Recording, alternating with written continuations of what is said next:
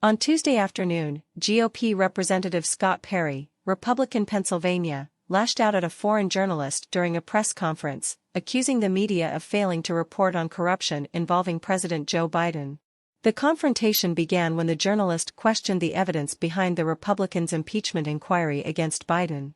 "What actual evidence do you have as opposed to allegations to show to the American public that would merit an actual impeachment inquiry of Joe Biden and prove that today isn't just about some of you?" the journalist asked. Perry, taken aback, responded with a sarcastic, "Oh, I don't know." The journalist then pressed on, suggesting that the inquiry might be driven by Kevin McCarthy's desire for political revenge. Perry, visibly frustrated, said, "This isn't about political revenge. We have the bank accounts. We can see, ma'am, you can see that the homes that the Bidens own can't be afforded on a congressional or Senate salary." He went on to list a series of allegations against the Biden family, including receiving large sums of money from overseas interests and owning multiple shell companies. Perry's outburst is indicative of the GOP's frustration with a consistent left-wing media bias. As the impeachment inquiry continues, partisan tensions surrounding the Biden administration will only be heightened.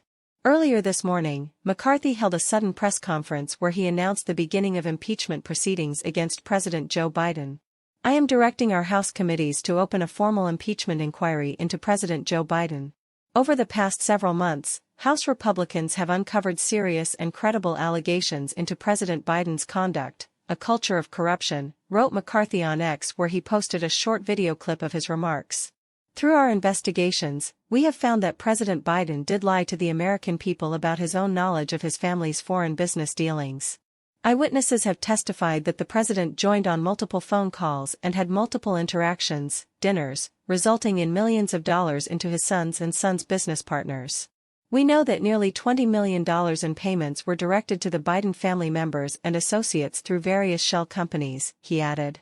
Evidence of the payments to the Biden family come from more than 170 bank records that connect Hunter Biden and business partner Devon Archer to overseas executives at Ukrainian energy company Burisma, venture capital firms tied to the Chinese Communist government, and Russian oligarchs under investigation.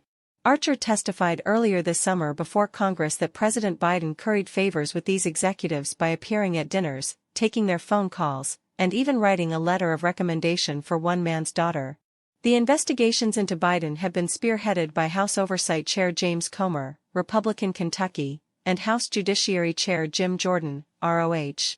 "Even a trusted FBI informant has alleged a bribe to the Biden family," said McCarthy, adding that Biden used his official office of the vice presidency to coordinate media responses with Hunter's business partners related to Burisma, a company which was under investigation by a local prosecutor for government corruption.